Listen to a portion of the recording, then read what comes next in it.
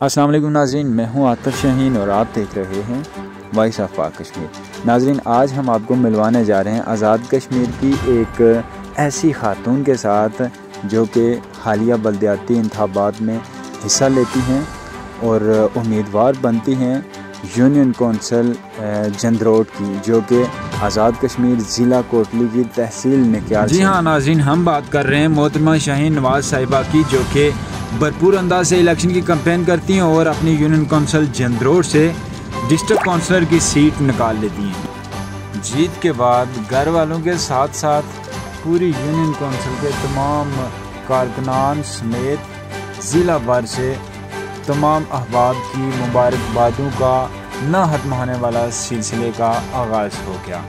उसके बाद आज मैडम शाहीन नवाज़ नौ मुंतखब डिस्ट्रिक्ट काउंसलर हल्फ बर्दारी की तकरीब में कोटली तशरीफ़ लाई। उसके साथ हमारी जो गुफ्तगू हुई वो हम आपको सुनाते हैं।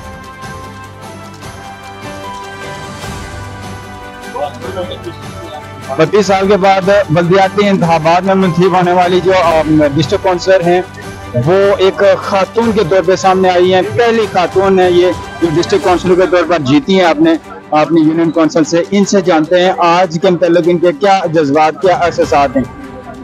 बिस्मिल्लाहिर्रहमानिर्रहीम। मैं अल्लाह ताला का शुक्र अदा करती हूँ कि उसने मुझे इज़्ज़त बख्शी। मैं बहुत ज़्यादा खुश हूँ और मैं इंशाअल्लाह ताला अपने हवाम की खिदमत के लिए निकली हूँ कि मैं एक औरत हूँ, घरेलू औरत थी, तो मैं इंशाअल्लाह अब जो है ना इलाका के अवाम की खिदमत करूँगी और मैं कहती हूँ कि अल्लाह ताला मुझे हिम्मत दे और मैं इंशाअल्लाह इन लोगों के इत्मीनान पे पूरा। अच्छा, एक बात आप मुझे ये बताएंगे कि किस चीज़ ने आपको इम्प्रेस किया, किस से इम्प्रेस हो गया आप सामने फील्ड में आई? क्योंकि हमारे इलाके में वैसे औरतों को उस तरह से तरजीह नहीं दी जाती कि वो इस तरह के कंटेस्ट लड़ सकें, तो आपको किसने ज़्यादा ग्रूम किया? ग्रूम ये बात नहीं है कि मैं, वैसे मेरा शौक तो था शुरू से कि सियासत में तो मेरे हस्बैंड का शौक था, लेकिन वो जब बात करते या कुछ मुझे शौक होता था। लेकिन यह है कि मैं जब इनके साथ निकली हूँ ना, बाहर फील्ड में गई हूँ, उनके साथ देखा मैंने, लोगों के मिसाल वो देखे हैं कि औरतों के साथ बहुत ज्यादती होती रहती है।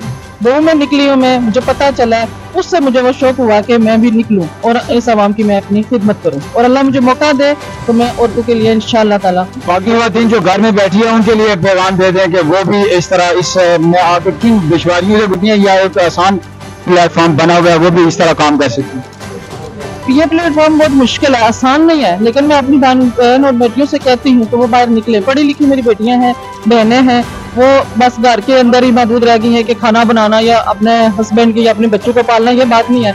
मैं कहती हूँ कि वो निकलें बाहर, अवाम की खिदमत के लिए अपना आप दिखाएं और उनको पढ़े लिखे होने का वो सबूत दें कि हम पढ़े लिखे हैं, अवाम की खिदमत करें। बहुत शुक्रिया, बहुत शुक्रिया।